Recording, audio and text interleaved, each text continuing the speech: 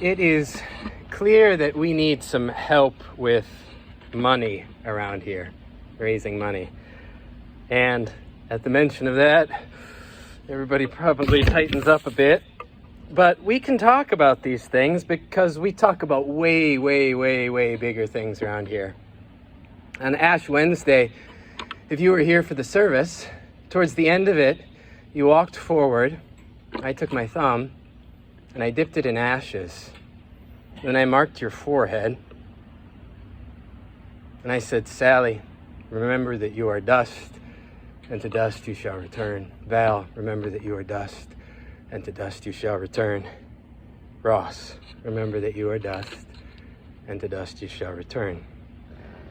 And then at the end, I walked over to Lydia, and Lydia, you took your thumb and you dipped it in the ashes, and you marked my forehead, and you said, Jonathan, remember that you are dust, and to dust you shall return.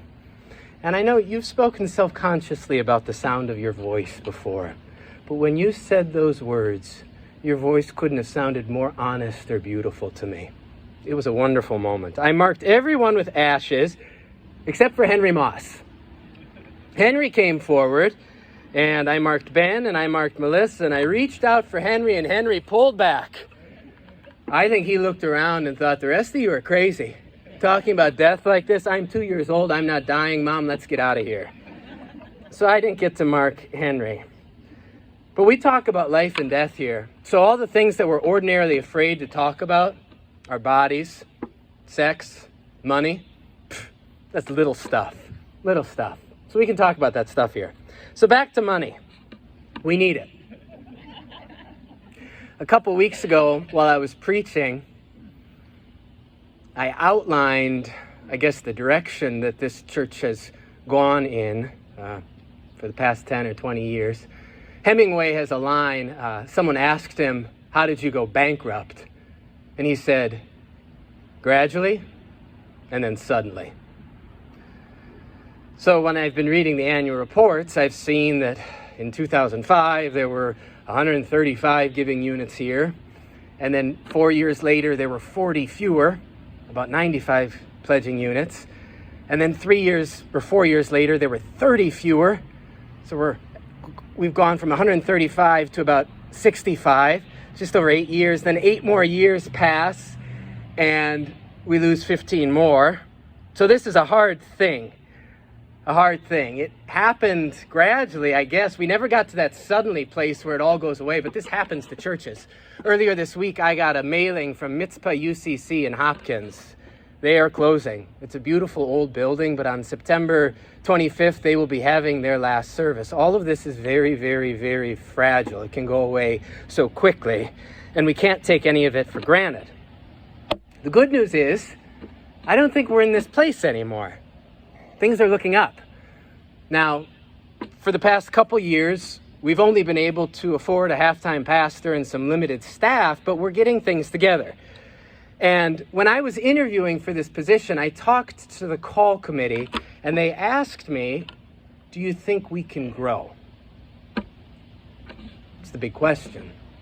And I didn't know. I didn't want to overpromise. So I said, I'm not sure. But let's just be the body of Christ, and let's love one another. And if we do that, I think that people will notice, and I think that people will come. And I think people are noticing, and I think people are coming. We've added 17 new members in the past year. That doesn't even include kids. 7 kids. There's more people here on Sunday mornings. There are visitors. We've got energy and optimism, and this is wonderful news. And I think we can use this energy and optimism to address things from our past and to be better. You know, it's hard to change, but it's one thing if you have to change because you wake up in a jail cell and you've got a splitting headache and you can't remember what you did last night. It's a little easier to change if you just narrowly escape disaster and you're okay. And I think that's kind of where we are. We are this later scenario. So we've got good things going on, but we do need to make some changes. And money is one such area where we need to make some changes. A couple weeks ago, I was in the office and I opened up a letter that came in the mail. And it was a letter from a longtime member here, someone with whom I made contact with last summer when I started, but this person has not worshiped here frequently. Maybe they've been here one time in the past year. But the letter that I opened included a substantial donation to our church. I think it was just this individual's annual pledge. I wasn't sure. I wasn't aware of it. But of course, the first thing I did when I saw this was get out a note card, get out a stamp, and write this person a letter. I said, thank you for your generosity. This church has a future. You're making it possible. And then a couple weeks later, someone in the congregation who knows this person pulled me aside before church, and he said, so-and-so told me that you wrote him a card. You're a smart man, Jonathan. And I said, I'm not smart. I'm just informed. This is what the leader of an organization does when someone contributes. You thank them for it. So, if you have given to this place in the past, if you are giving today, if you will give in the future, thank you for your generosity. I apologize if you have not been thanked by the pastor before, but it's a big deal. Thank you, thank you, thank you, thank you for your generosity. Maybe I didn't know about it because, well, stewardship is a hard thing and money is a funny thing and it's hard to talk about. And I don't know if it's been the practice here for the minister to know about these things. There are these concerns, and I can understand them. What if the minister played favorites? If the minister knows who's giving the most money, maybe the minister will favor those congregants the most. I can see this. Although everything Jesus tells us about money would tell us to behave otherwise. It is not the vice president who gives $10,000 to the synagogue who receives Jesus' commendation. It is the widow who gives a single coin. And I can understand it still that a minister would maybe favor someone who gives more money. But on the other hand, maybe it's dangerous. What if the minister knows about how much money people give and ends up just feeling sad that the people who have quite an awful lot aren't giving that much? This could be dangerous too. That won't be the case though. Gratitude is where we begin this conversation, and it is where we end this conversation. So whatever you have given to this place, whether you have a lot of money and you've given a lot, or you have a little money and you've given a little, thank you, thank you, thank you. It is a big deal. Thank you. The Bible talks a lot about stewardship, and about money, and about trust, and about honor. And these are the ideas that we come across in our text today.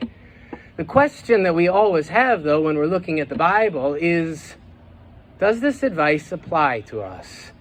Are these relevant principles?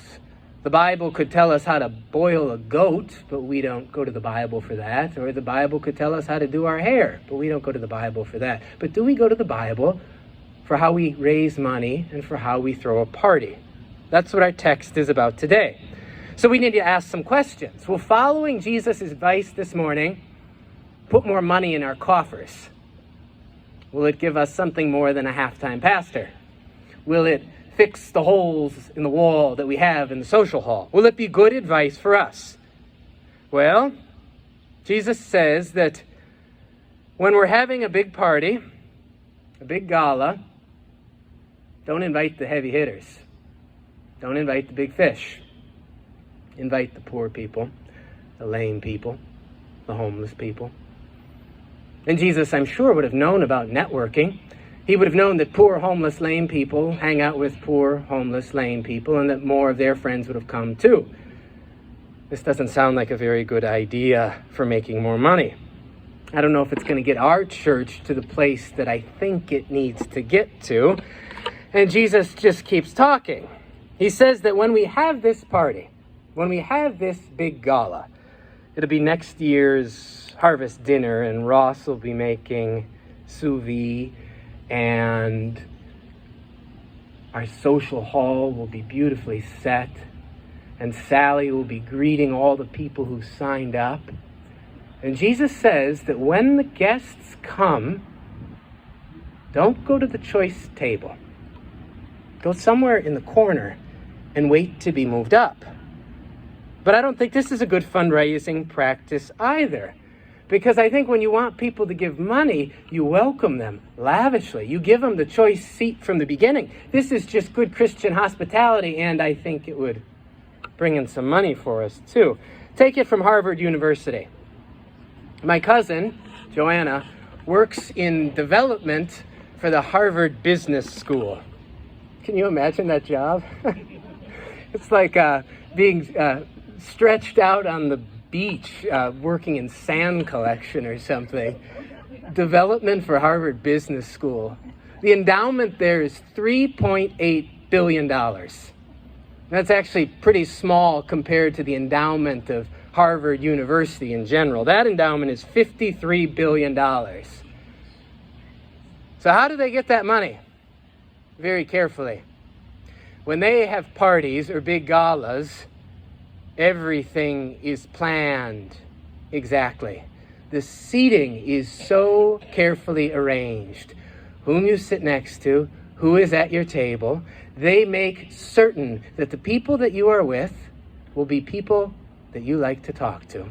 Not people who have obscure worldviews that would not match with yours.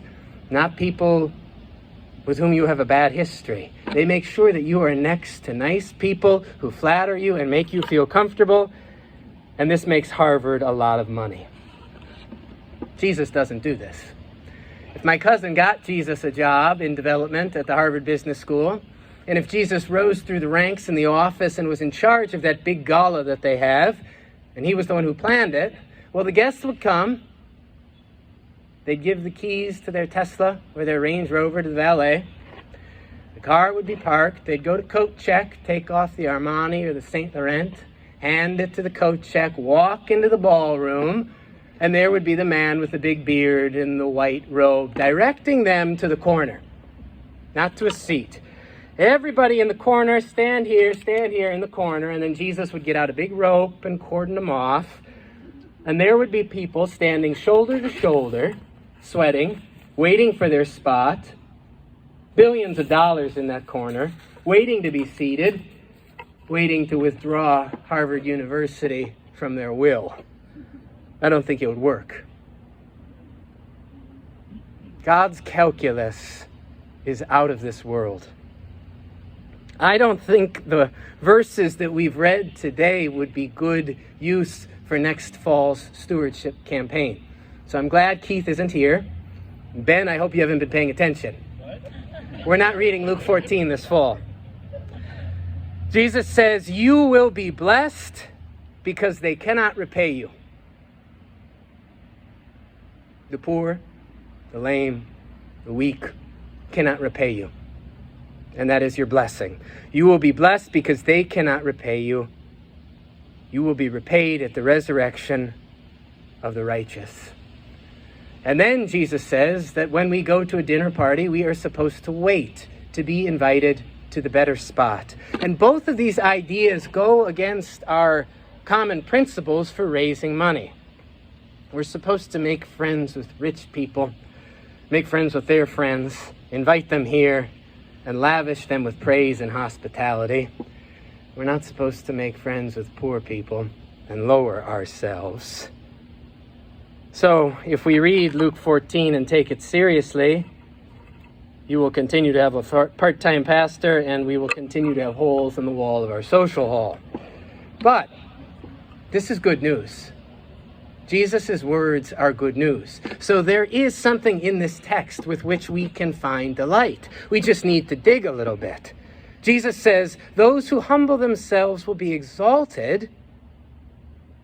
That sounds nice, exalted. And then he says, you will be repaid because they cannot repay you. So as austere and lowly as Jesus' advice may seem, there is also this opening to a deeper satisfaction, a greater way of being than any other way of being in the world. Now, what does that mean? Can you imagine a life that is so well managed that the idea of receiving a gift would be meaningless.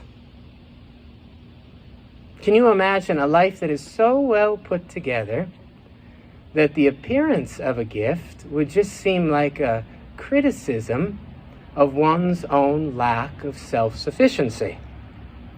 So you work very hard, you make a lot of money, you don't need anyone else's money.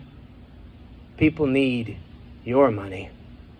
And you're a good person, a great boss, your colleagues love you, you've had a long marriage, a good marriage, a faithful marriage, even though there have been plenty of opportunities to be unfaithful. It has been a good marriage. Every Christmas, the kids and grandchildren fly in. They stay at the guest houses. It's a nice time. And then you all fly to Jackson Hole for skiing. And it goes well. And then you return to your ordinary life, to your philanthropy, to people who thank you, to the letters that are always arriving in the mail from the overeager young minister who wants more of your money. Sounds like a good life, doesn't it? So you've traveled to every ocean and continent. You've tasted the finest wine. You know the feel of the nicest Italian sports car under your feet. You know all these things. But the most wonderful feeling in the world yet remains utterly foreign to you. Your whole life you've been at the front of the line, and you've deserved it. You're honest and hardworking and smart, and you've never really fallen on your butt. And if you have fallen on your butt, you've gotten right back up because you are strong and you are smart. But over and over and over and over again, in this book, Jesus keeps talking about this most wonderful thing in the world.